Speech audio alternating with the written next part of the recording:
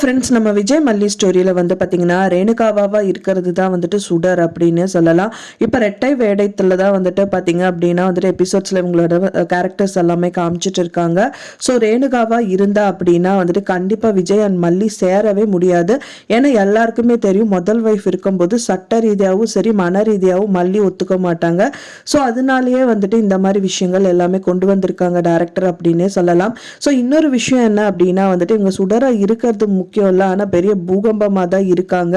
என்ன அப்படி வந்து பார்த்தீங்கன்னா நல்ல கேரக்டர் கிடையாது, இவங்க வந்து நெகட்டிவ் கேரக்டர் ரோலில் நடிக்கிறதுனால மெயினாக இதில் பாதிக்கப்படுறது அப்படின்னு பார்த்தீங்கன்னா நம்ம காமெடியாகவே ஆன மனோகர் தான் அப்படின்னே சொல்லலாம்.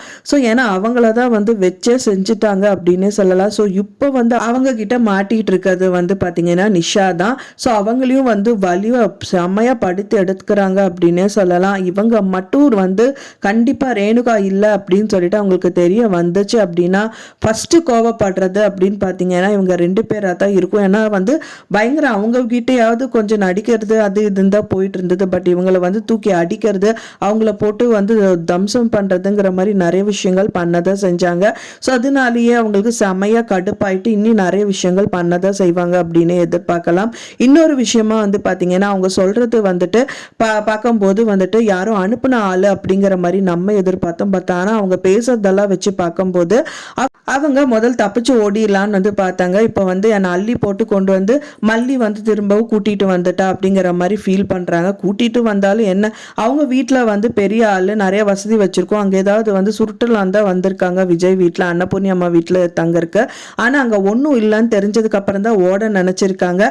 அந்த டைம் பார்த்து தான் வந்து மல்லி வந்துட்டு மறுபடியும் அவங்கள கண்டுபிடிச்சி வீட்டுக்கு கூட்டிகிட்டு வந்துட்டாங்க. ஃபைனலாக வந்து பார்த்திங்கன்னா அவங்க அடிப்பட்டதுனால கதிரேஷன் வீட்டுக்கும் வந்து போயிட்டாங்க அப்படின்னே சொல்லலாம். ஸோ கதிரேஷன் வீடு வந்து சரியான மொக்கையாக இருக்கும்னு நம்ம நினச்சோம். பட் ஆனால் வந்து இவர் பேசுறதெல்லாம் வச்சு நம்ம நினச்சோம். பட் ஆனால் இது எல்லாமே தப்பாக போச்சு. பயங்கர வசதி இருக்கிற ஆள் இங்கேயே இருந்து ஒரே சொத்தையே ஆட்டையை போட்டுட்டு கிளம்பி ஓடிட வேண்டியதாங்கிற மாதிரி பிளான் பண்ணுறாங்க. அது மட்டும் இல்லாமல் யாருமா நீ ரேணுகா, ஸோ நீ உன்னனால நான் பொழைச்ச அப்படிங்கிற மாதிரி சொல்கிறது மட்டும் இல்லாமல் நீ நல்லா இரு அப்படின்னு ஒரு வார்த்தையை சொல்கிறாங்க. சொல்கிறது மட்டும் இல்லாமல் நீ தான் செத்து போயிட்டல, நீ எப்படி நல்லா இருப்ப, உன்னோட புண்ணியத்தில் நானும் என் குழந்தைகளும் நல்லா இருக்கும் அப்படிங்கிற மாதிரி ஒரு வார்த்தையை விடுறாங்க. ஸோ இது மூலியமா இவங்க வந்து பார்த்தீங்கன்னா முதல்ல கல்யாணமாய் குழந்தைங்க இருக்கும் அப்படின்னு தான் எதிர்பார்க்கப்படுது. ஸோ அவங்களோட ஃபேமிலி பேக்ரவுண்ட் என்ன அப்படிங்கிற மாதிரியெல்லாம் நிறைய விஷயங்கள் நம்ம மனசில் எலும்புதான் செய்யுது. ஸோ வெயிட் பண்ணி பார்க்கலாம் ஃப்ரெண்ட்ஸ் என்ன நடக்கும் அப்படின்னு சொல்லிட்டு நீங்கள் என்ன நினைக்கிறீங்க அப்படின்ட்டு உங்களோட கருத்துக்களை மறக்காமல் எனக்கு கமெண்ட்ல ஷேர் பண்ணுங்க.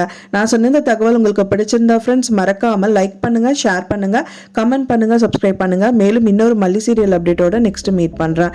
தேங்க்ஸ் ஃபார் வாட்சிங் மை வீடியோ ஃப்ரெண்ட்ஸ். நெக்ஸ்ட் வீடியோவில் பார்க்கலாம்.